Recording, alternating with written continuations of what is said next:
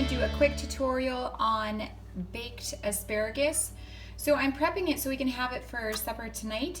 First, you're just going to put virgin olive oil in a large bowl, and then I'm taking Himalayan sea salt, about 1 tablespoon. The olive oil all depends on how much asparagus you have. There's probably like 1/4 of a cup here, maybe half. Again, if you have more, just add it so the asparagus is soaked. Guys, here we washed some asparagus. We're just going to add it to the salt and to the olive oil. And if your stems are too big, just snap them in half like that so they can all be soaked and spread around in the olive oil.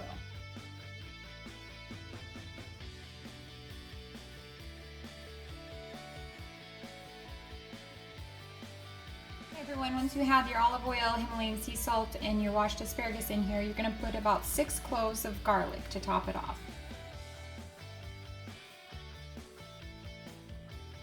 So we have the chopped garlic, you mix it up again, and then you can put some food service film over the top and put it in the refrigerator until you're ready to cook it in the oven.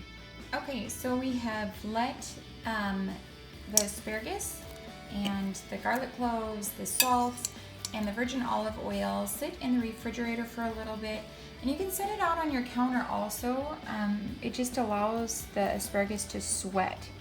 So you can kind of see that, see how it's sweating? Now all we want to do is, you can use tongs, you can use your fingers, I don't care. I just mixed it a little bit, but then I'm actually going to just take my hands, and you have a pan with parchment paper here, and you're literally just going to go like this.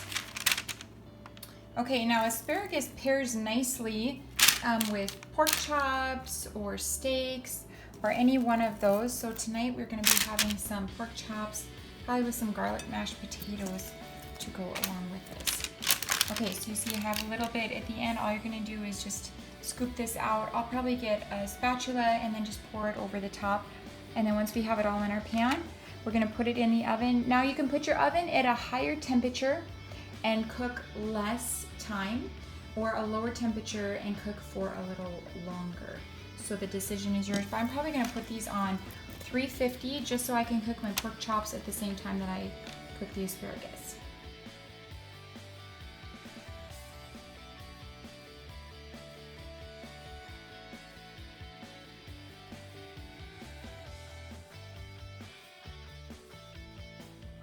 Okay, here I have the asparagus on the bottom, pork chops on the top, and I'm gonna finish putting this tin foil over it, and then we're going to bake them. Guys, I just pulled them out of the oven. This is kind of what they look like.